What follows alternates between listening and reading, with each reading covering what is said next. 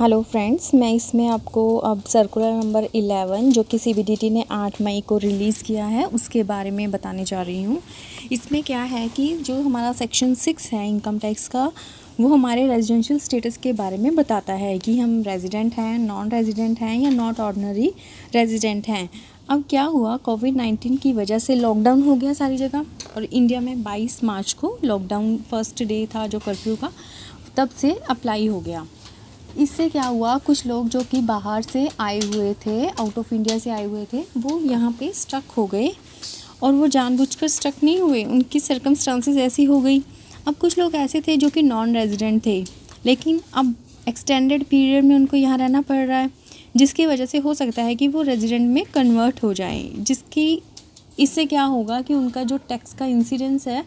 वो बढ़ जाएगा, मतलब कि उनके ऊपर टैक्स ज़्यादा लग सकता है। तो कई रिप्रेजेंटेशंस आई सीबीडीटी के पास कि जो इनका ये एक्स्ट्रा पीरियड है, एक्सटेंडेड पीरियड जो वो रह रहे हैं इंडिया में, उसे एग्जैम्प्ट कर दिया जाए, क्योंकि ये तो लोगों को हरासमेंट हो जाती है इस वजह से। नहीं तो इसलिए सेक्शन 119 की पावर के दौरान सीबीडीटी ने इसको अब क्लैरिफिकेशन दी हैं कि जो लोग 22 मार्च से पहले इंडिया में आए थे उसके रिगार्डिंग, ठीक है। तो section 6 of the act during the previous year 2019 and 20 in respect of individual who has come to India visit before 22 मार्च 2020 उनके बारे में बोला गया है कि क्या किया जाएगा। has been unable to leave the India on or before 31st March, his period of the stay in India from 22nd March to 31st March shall not be taken into account। इसका मतलब ये है कि जो लोग 22 मार्च से पहले आए लेकिन वो लीव नहीं कर पाए इंडिया को 31 मार्च तक, तो उनका जो पीरियड है 22 मार्च से लेके 31 मार्च का, वो हम काउंट नहीं करेंगे स्टेटस कैलकुलेट करते हुए। सेकंड बी पॉइंट में लिखा हुआ है has been quarantine in India on account of novel coronavirus and or after 1st March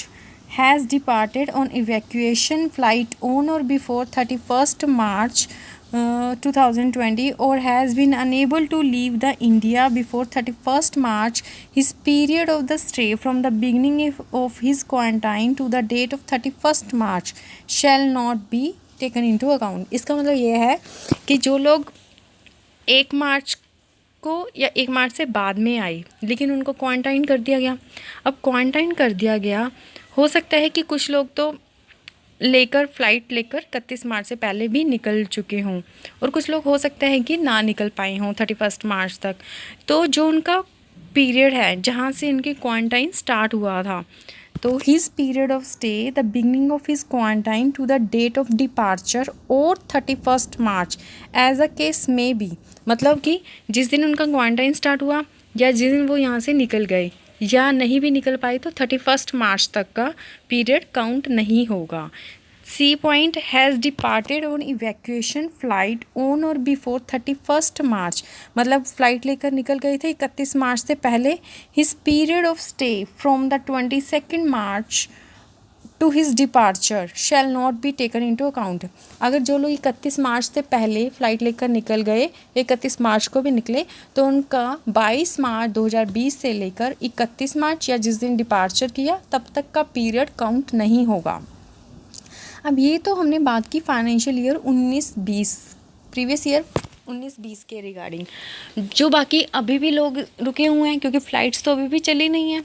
तो इसके बारे में भी क्लैरिफिकेशन है कि जब इसकी जो सर्कुलर है क्लैरिफिकेशन के रिगार्डिंग, वो बाद में निकलेगा जब थोड़ा फ़्लाइट्स चलने लगेंगी, क्योंकि तभी क्लैरिफाई कर पाएंगे ना कि कितना पीरियड उन्हें 20 और 21 के प्रीवियस ईयर में से काउंट नहीं करना।